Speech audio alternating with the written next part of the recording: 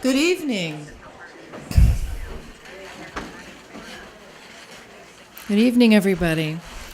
Welcome to tonight's Kaleidoscope event, part of a series hosted by Bay Path College to foster openness, curiosity, and dialogue about current events and important ideas in our community, across the nation, and around the world. We're very, very pleased to see you here. I'm Leanna James Blackwell, director of Bay Path's new MFA in Creative Nonfiction. I want to thank you for attending this evening's event, a book reading and discussion with one of our own faculty, Dr. John Jarvis, professor of English and Native Cultural Studies. Dr. Jarvis's new book, Johnny Pail Face Becomes a Human Being, is the story of an extraordinary Navajo man and has just been published by Levelers Press. Before I introduce our speaker, I've been asked to convey a few important details about tonight. Please remember, before we start, you know the drill. Silence your electronic devices. Get those phones out. Vibrate is okay. No ring. Restrooms, if you need them, are at the back, through those doors, down the stairs, and to the left, underneath the stairs. For those of you who are Bay Path students, please sign in at the back. We will stamp passport books at the end of the event. Tonight's event is made possible by the Bay Path College Kaleidoscope Series and People's Bank. Thank you, People's Bank. The flow of the evening tonight will begin with our guest reading from his book. He will read passages from the book for about 10 minutes and also talk about the genesis of those passages and how they came to be, followed by a question and answer session and a discussion of how this remarkable book came to be written over a period of 7 years, meeting regularly with Johnny Paleface.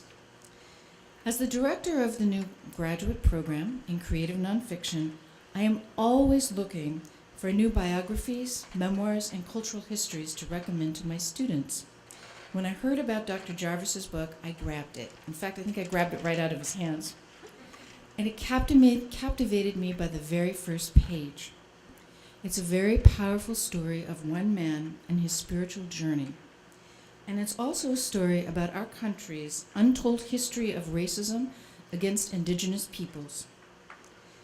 Johnny Paleface is an example of how one person struggled with and eventually triumphed over the challenges he faced growing up, early life on a Navajo reservation, the loss of loved ones throughout his life, poverty, sorrow, 3 brutal wars, years of addiction, and much more. It is also an example of making the invisible parts of a life visible, as Dr. Jarvis put it to me when I spoke to him earlier today, and I could not resist using that. It's a testament to the character of John that he went looking for those invisible, beautiful parts and found them in Johnny Paleface and created this beautiful book for us. The story left me heartbroken and also, paradoxically, full of hope. And it's a privilege to introduce the man who wrote it. Please join me in welcoming Dr. John Jarvis.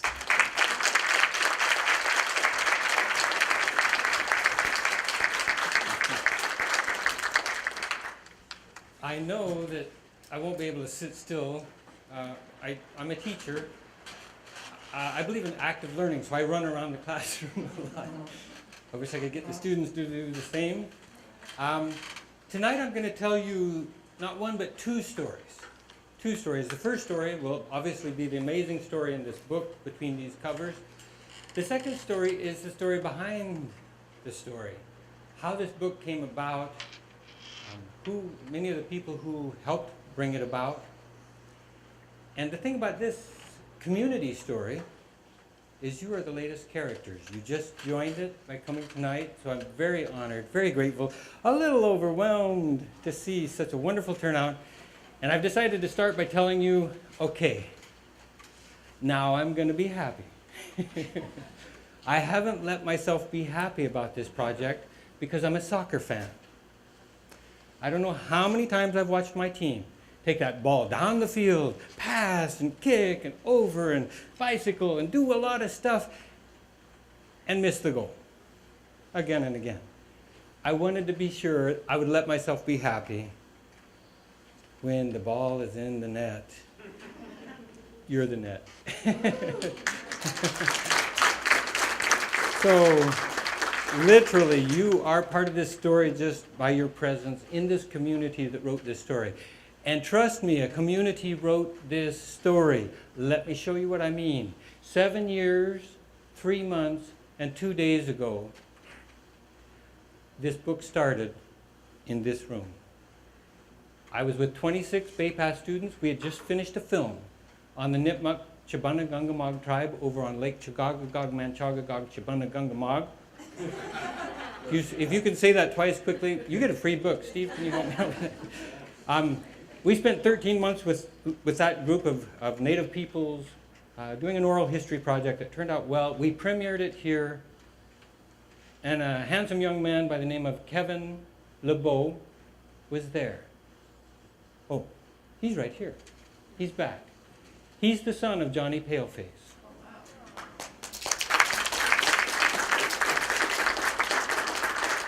And by honoring his father, we honor him.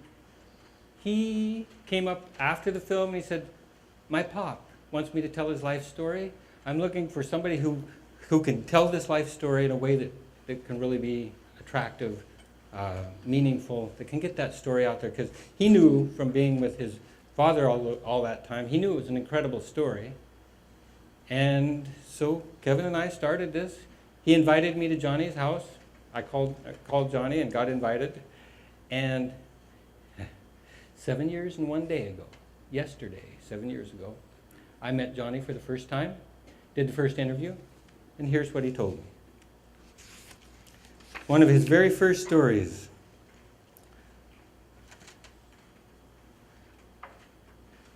Old Johnny's philosophy. Every quote, everything is as the color of the lens and the crystal through which one looks. And so it is that from the beginning, young Johnny learned to look through two crystals when he looked out at the world. His mother was Navajo. His father had mixed Navajo and Mexican blood. Johnny was their 8th and last child. His mother was nearing the end of her childbearing years when she conceived. It was a difficult birth. Years later, Johnny's older sister, Louisa, told him the story. After 2 days of labor and no baby, Louisa recounts that their mother knew she needed help. So she and teenage Louisa walked 2 miles to the midwife's home in the desert outside of Sheep Springs, New Mexico. The midwife immediately went to work. She was a no-nonsense woman. She had Louisa scrub the table with lye soap and helped Johnny's mother onto it. The rest went quickly. She gave the patient a piece of wood to bite down on against the pain. Then she cut her abdomen open with a knife and pulled the baby out. Just like that. She then smacked his little blue-red bottom. He let out a cry. It was a good, healthy cry. The midwife gave the baby to Louisa to clean and sewed the mother back up. Refugio remained, that's his mother's name.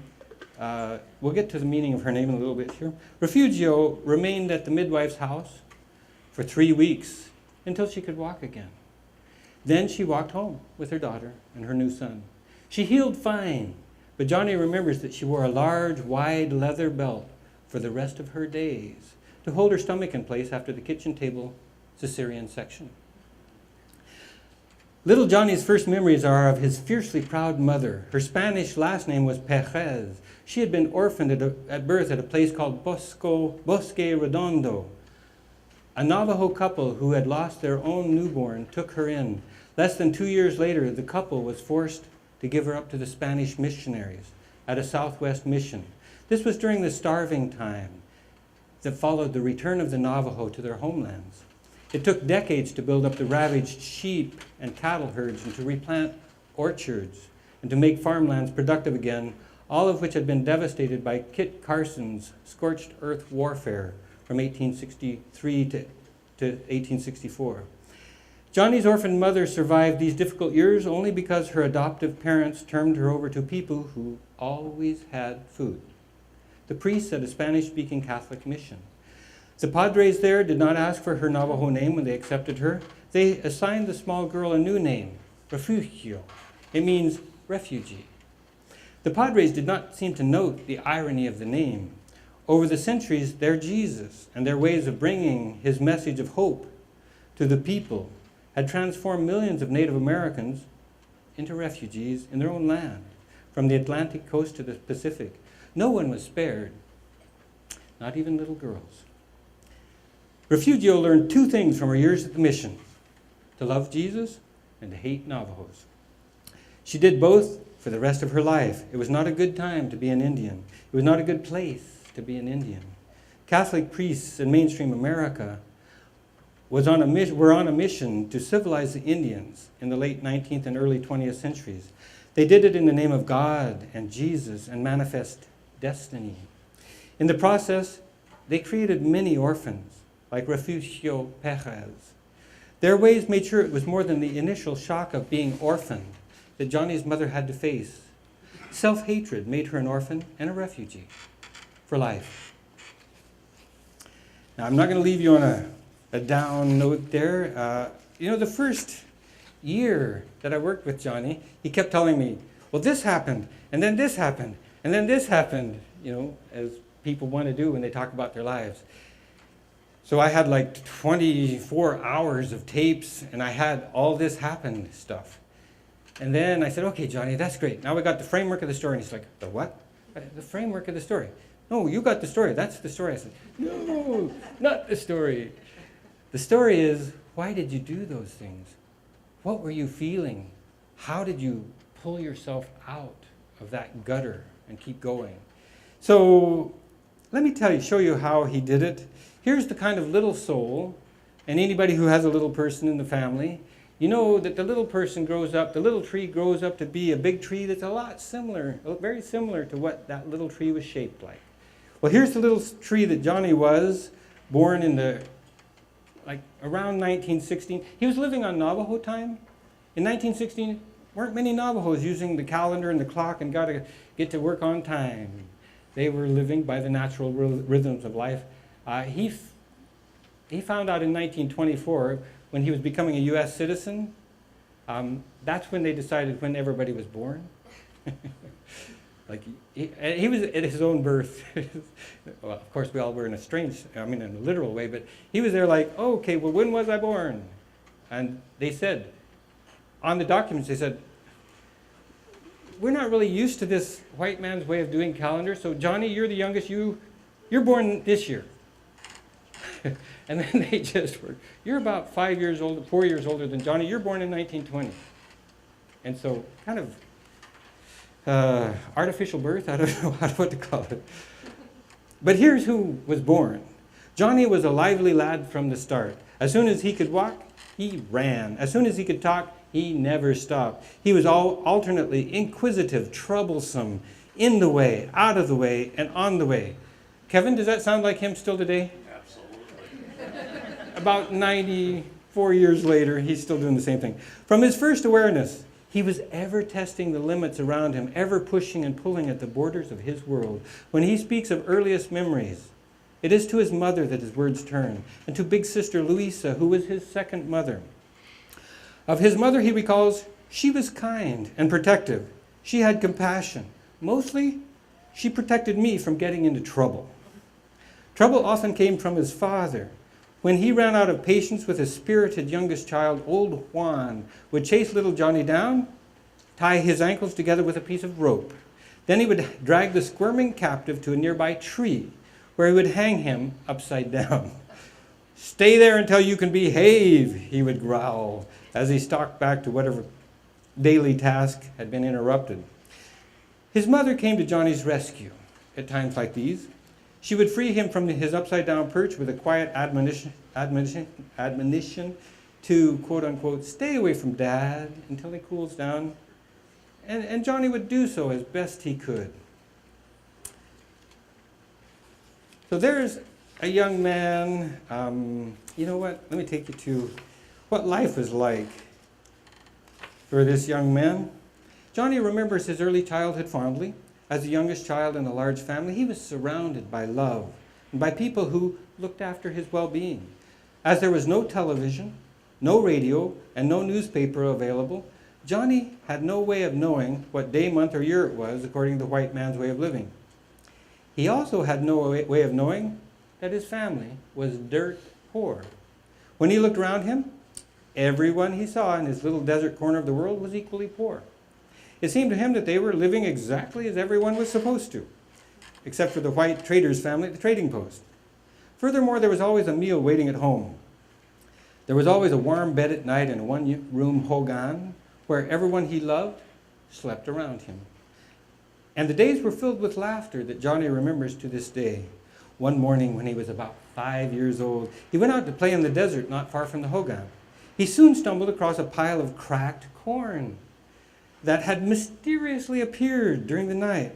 He was too young to ponder the origins of such bounty in a dry, unfertile desert, but he knew exactly what to do with it. Chickens eat corn. It makes them fat. And Navajo families eat chicken. It makes them happy. Johnny scampered home, grabbed a couple of buckets, and returned to the moist, steaming mound of corn. He filled his buckets and made straight for the family chicken coop. He spread the mash around, and the clucking chickens went to work. Johnny skipped off to play and left them to their feeding. A short time later, his father came and found Johnny. "Are you the one who fed the chickens all that corn this morning?" he asked. Johnny nodded. "Where did you find it?" "Over by the road," Johnny told him. "I think someone else's chickens didn't want it anymore." "Come on," his father said. "I want to show you what it did to our chickens." Johnny trailed behind old Juan back to the chicken coop, feeling increasingly concerned about what must be waiting there. His father was not acting pleased. When they got to the chicken wire and looked into the coop, Johnny's fears were confirmed.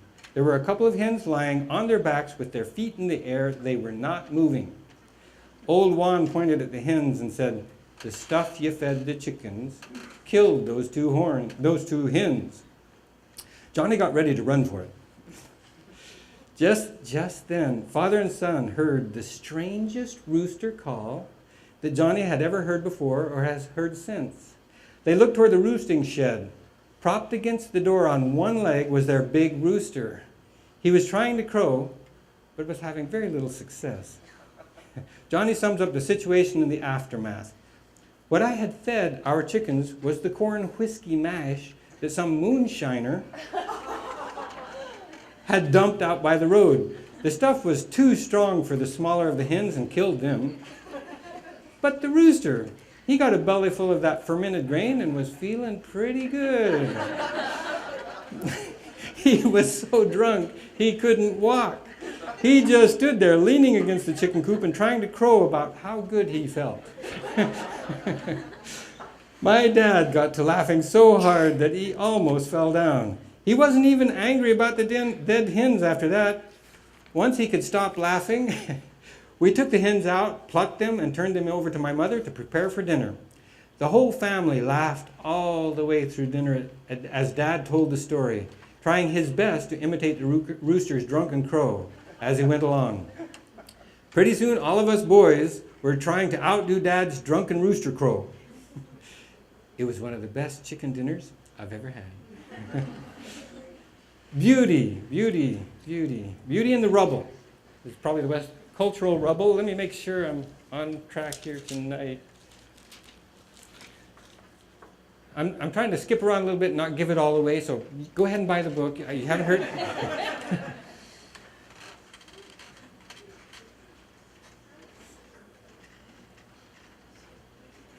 Okay. So Johnny was a lively lad, but he was also a bright lad. And that plays out too. He now speaks 5 languages fluently because he was a soldier, and a unique soldier in the sense that he learned the language and the culture wherever he went. And he got posted to 5 long-term assignments overseas. And so he speaks Navajo first, Spanish second, English third, German fourth, and French fifth. And he has a love story in every one of those places, so read the book. He told me once, he said, best way to learn a foreign language, just get a good bedside dictionary. One with beautiful legs. But he had a 3-year romance in France. That's my favorite romance in the book, except for his final romance. He truly fell in love at age 78, and he's still with that beautiful young thing. She's only 70. We won't even say. We will not say. Probably best if we... She would throw things at me. Johnny saw the writing on the wall pretty early, and here's what he did with it. For Refugio Perez and her youngest son Johnny, the historical events of the Navajo story were not simply interesting if deplorable trends in American history. They provide the deeper threads of personal and family stories that intertwine over time with strikingly ironic results. Johnny's maternal grandparents were among the thousands who died in the concentration camp at Bosque Redondo. That's where the cavalry held them for 4 years, trying to teach them how to cultivate and build buildings. And 20% of the tribe died, so they let them go back to their beauty of the Chaco Canyon and the beautiful wild desert of the Southwest. His grandparents' lives were sacrificed to the great cause of American manifest destiny. 2 generations later, their grandson found himself fighting bloody battles in Europe at the sides of American comrades who were willing to die to shut down another people's concentration camps. These Americans fought as intensely in Europe to halt Hitler's grand version of manifest destiny as their grandfathers had fought back home to build a grand vision of manifest destiny. We now know that there is another parallel. At the heart of each vision was a genocide. Thus it is that Johnny Paleface and other Native Americans who served their country in World War II in Europe find themselves in a most unique position in history. They experienced genocide twice. The first time, they were the victims. The second time, the victors. To this day, Johnny is not sure of which brush with genocide left him the most broken. It can take a long time to sort out human events of such scale and intensity. However, there's one thing that Johnny is sure of from his earliest memories. It was a heavy burden to be Indian in America. When he was a small boy, his mother regularly took him to the church where she prayed to Jesus for forgiveness of her sins and for better lives for her children. She said her prayers while kneeling at the foot of a cross, her small son at her side. There was no floor, just the bare earth. Johnny did not pray. Johnny did not like Jesus. By age 4, he already understood that his mother's Jesus did not like it when he spoke Navajo, that her Jesus wanted him to stop being an Indian. And the small boy already had a response to his mother's Jesus. Young Johnny spent his time gathering handfuls of dirt and throwing them on the cross while his mother's eyes were closed in prayer. Quote, I loved it when some of the other ladies in the pews would see me and get into a tizzy, he says now. It felt good to fight back, even then. I was already mad at age 4. This book is not about the anger, so don't get lost in the anger. It's about what he did with it. What he did with it. Last quote I have for you, and then we're going to go to Q&A. There were many good memories for young Johnny in New Mexico, but there were an equal number of bad memories. Memories of how he and his mother and his brothers and sisters were treated when they left the refuge of home to venture into public places. He remembers going into grocery stores where both he and his mother would be told by a white merchant not to touch any fruits, vegetables, or other merchandise unless you are damn sure you're going to buy them. He noted that this directive was not given to white mothers and to white children. He remembers the timid air with which his large, imposing mother approached the counter to pay for whatever supplies they had picked out. He saw that she never looked into the white man's eyes. Her hands trembled as she offered payment. She always hurried him out of the store as if their very presence there was an offense. Such memories stain his thoughts to this day, 9 decades later. And so it is that hatred is born in the youngest of hearts. Johnny hated the whites because the first crystal, the first lens through which he looked at life was a foreboding one. When he looked out at the world through red eyes, He saw the dark, destructive side of America. He saw how white people with their light skins, their English language, their bloody cross religion, and their sense of superiority over all other living things were able to make his loving mother hang her head in shame. The sound of a white voice or the sight of a white person crossing the street ahead of them would silence her laughter and bring a troubled look to her eyes.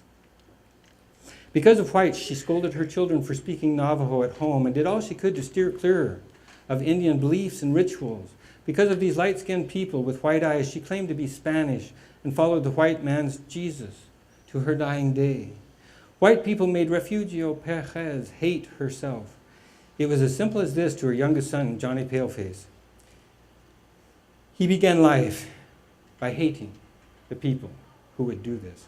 Quote, "And the whites didn't even know it," he says now. "They couldn't even see what they were doing to my mother, to her children, to me.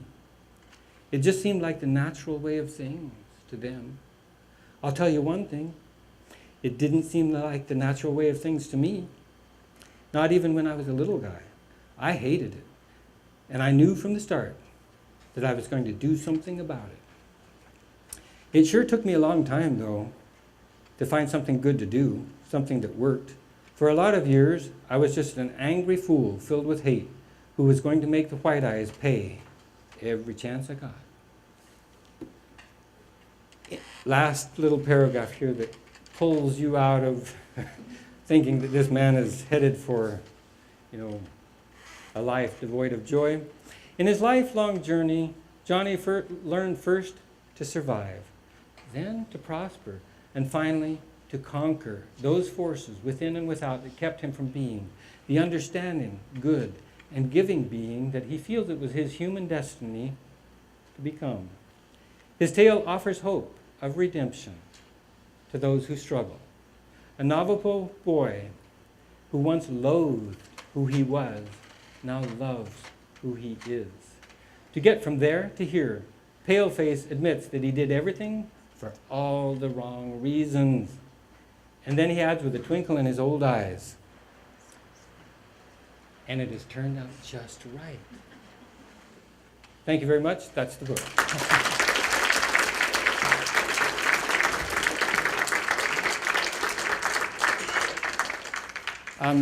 I'm happy to field any questions you have about writing that book, about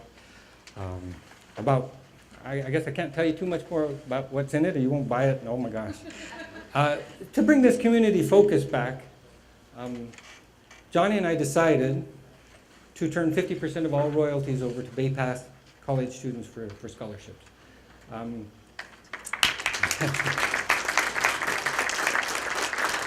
And I'll give you one more quote from Johnny. He said, "Hell, I don't need that money where I'm going." And I don't need that money where I am, but I know a lot of people who do. And so it's a community thing. It's what red communities do. I was born and raised on Sacagawea's reservation country in Idaho. A white kid that ended up in Idaho because my father was a World War II vet, suffering from the same stuff that Johnny was suffering from later in life. My father fled California, went to Idaho. He'd fought as a fighter pilot in the South Pacific. He turned those skills into becoming a bush pilot. He spent the rest of his career life flying into the wilderness of Idaho, delivering supplies, taking hunters and fishers out for bringing airplane loads of deer and elk back from the wilderness with his dog. And that's how he healed from, as best as he did, from World War II as well. So I grew up in Idaho among Native peoples, and the older I got, the more I realized my friends and their grandparents back home, they had some good things that I wanted to do with my children. So I'm a white man, but my friends back home say, "It's okay, don't worry about it, dude. You're red on the inside." And I've checked, it's true. So. Did you learn the language? Life's wisdom comes later for fools like me. It wasn't until I had my own children and was far from Idaho, living in southern France, where my son was born, that I really began to try to emulate what I had learned. And then I didn't learn the language. But, so that you know I'm not faint of heart, I'm learning Chinese right now. I have a wonderful tutor who's also my wife. Oh, and by the way, if this is a freebie. It's not in the book, but take it from me, it should be. You got to be willing to go to the ends of the earth for love. So I did. I found Chanhui, 12,752 miles away. And I figured, you know what, it's got to be the ends of the earth. If you go any further, you get closer. So she gets the award for coming furthest for our little gatherings tonight. I'm actually just stalling here while those questions come well up in your minds. Oh, good. We'll start here. When you started writing the book, and when you finished writing it, did you have any idea where you were going? When I started writing the book, and then where I ended up when I finished writing the book, did I know when I started? Well, I thought I did. 7 years later, I could not have imagined where this book ended up. Because, as Liana said at the beginning, making a life visible. What is our life? You know, what has really happened to us? And what sense do we make of it? When we don't understand our own lives very well, at least if Johnny is any example, because 6 months ago, when I was wrapping this book up, it hit me like a ton of bricks. Johnny has been through two genocides, and he doesn't know it. How could you miss that, right? So I went to him one day, I said, Johnny, you've been talking all this time, but do you realize you've been in 2 genocides? You've really had personal contact with 2 genocides? His response was perfect, Johnny. I was? Yeah, Johnny, you were. Well, oh. And I said, yeah, the Navajo, the Native American story is hands down, the scholars today call that a genocide. Nothing less. A slow genocide, a 400-year genocide. And then I said, and you fought Hitler? He said, well, I didn't know it was a genocide was happening. We found that out in the hospital when I got home. They found those camps. And he said, besides, I never got to the camps. He got wounded by friendly fire. The white man got him again. They just couldn't leave me alone. A mortar fell short and took his elbow out. And so he came home from the war 6 days before it ended. He was in the north of Italy fighting the last of the German troops as they were fleeing back into Austria and headed home. And he took a mortar shot. And he said, so I didn't know it was a genocide. I said, Johnny, you know what I think? You don't have to know the word to know the effects. This story is so amazing in the sense that he was healing from the first genocide that he lost. When he got involved in the second genocide that he won. And that sent him to a mental institution, winning a genocide. Because he says in the book, I had done to others what they had done to my ancestors. I killed so many Germans. I wasn't angry at White Eyes anymore. I had killed so many of those guys. It's hard to have anger and hatred. I worked that out. And then I went to a mental institution for what I had done. Question way in the back.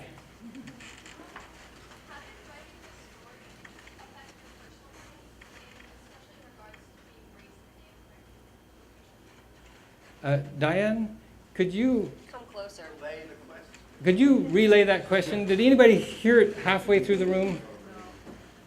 How did writing the book impact your personal journey growing up on a reservation? You've heard of Tuesdays with Maury. I had Mondays with Johnny at 2 o'clock in the afternoon, most Mondays for 2 years. I was at his house. I was in a state of awe. He was my mentor. Because he wasn't just telling me stories. He was telling me how to live life wholeheartedly, how to grow old gracefully, and how to die with dignity. And I was catching it. I was hearing. I was listening. And, changing what I'm going to do next with my life. He enriched me so much personally. You know, I just hope I can go down with his fist up like he's doing. He wanted desperately to be here tonight, but he's having trouble breathing. And he's 97, or thereabouts, Navajo time, give or take a couple years either way. He may be 99 for all we know. So yeah, it really impacted my life. And you know what? You'll see that in the book. This is not one of those voice of God books. Like, and Johnny was this. I'm like, I drove to Johnny's house that day. I was stuck in traffic, and he was mad when I got there. You know, it's our story together because I wanted that teaching effect. Incredible to be taught by a 90-year-old survivor of 2 genocides who's cheerful about the bird song in the backyard, who's embracing life. Question here. Yeah, thanks, Dr. John Jarvis. You speak of 2 genocides, both in your book and your conversation, and just because genocides are so much fun, let's roll in the Turkish against the Armenians. Right. That was the model that Hitler used. And then, of course, his genocide against the Jews, genocide against Germans with the firebombing in Dresden and otherwise. So many mass killings. Yeah, I got too many. And I wonder, I think that people are coming to the realization that the genocide robs those who commit it as well as those who suffer it. And certainly I feel that we've been robbed of so much of the Native American knowledge that could help us live better on the planet, because first of all, I couldn't live any worse. But I wonder if you could talk about... I need to give Bruce, by the way, Bruce and I go way back. Every talk I've been at Bay Path, Bruce has been there, and he's always got these great questions. And the first question is, I'm getting old now. I remember, I was at the movie 7 years ago. Yeah? Oh my gosh. How many people in this room were at that Indian movie 7 years ago? We got 1, 2, 3, 4, 6. Wow. So come in full circle there. Yep, there's another one. So the first was about genocide and the dehumanizing. Yeah, that's it. That's what that's why we call, that's exactly the title of the book, comes from that. I let our genocide studies professor see a copy of the book a bit ago, and he just went, oh my God. He says, I need to incorporate this in my genocide studies class. Because he said, the greatest challenge in a genocide is that the survivors have to rediscover their own humanity. Because they've been treated like less than human. Johnny Paleface was 11 years old when he learned to read because he indentured himself to the undertaker in Gallup, New Mexico to pay for his dad's funeral. He spent 3 years indentured servant to pay for that funeral. Beautiful, wonderful undertaker who taught him to read. Ordered correspondence courses. Oh yeah, because in those days, no Indian kid could walk into a white school. No signs. Just don't even think about it. You'll get hurt. And so he couldn't go to school. He learned to read at the undertaker's parlor.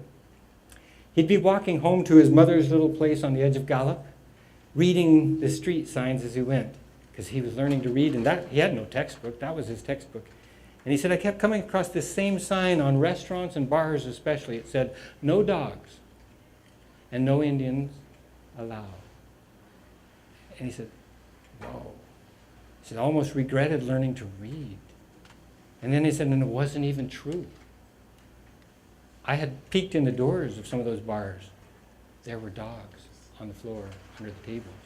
Just no Indians. That's the dehumanizing that he experienced. A very sensitive young soul loved his mother and saw through her eyes what was happening.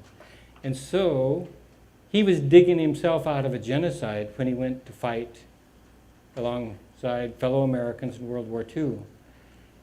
And what he did in World War II was equal practices, the same physical act of violence that genocide people do.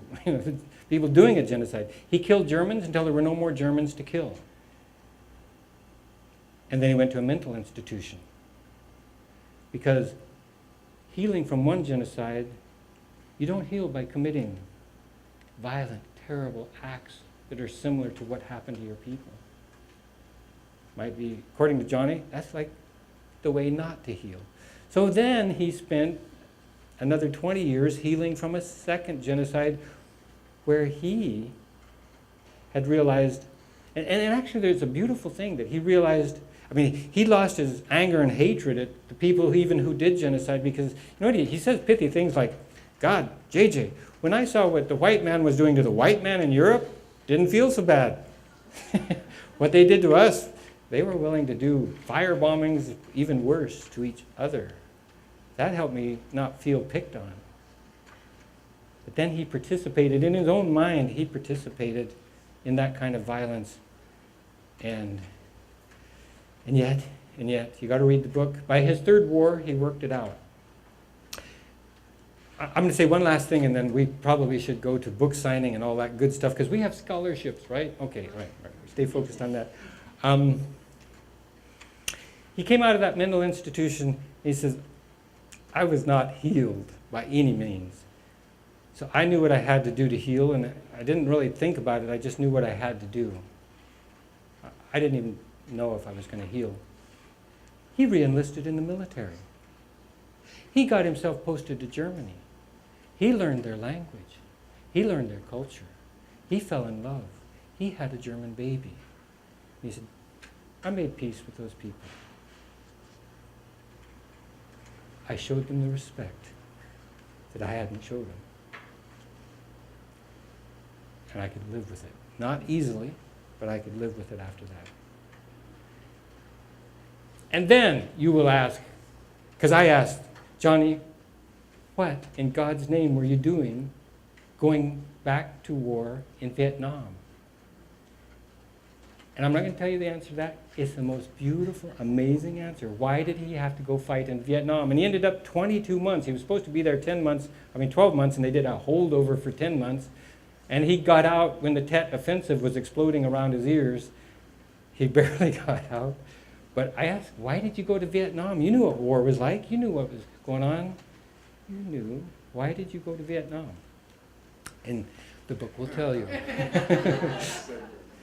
So thank you. Thank you everybody for coming. I am so honored.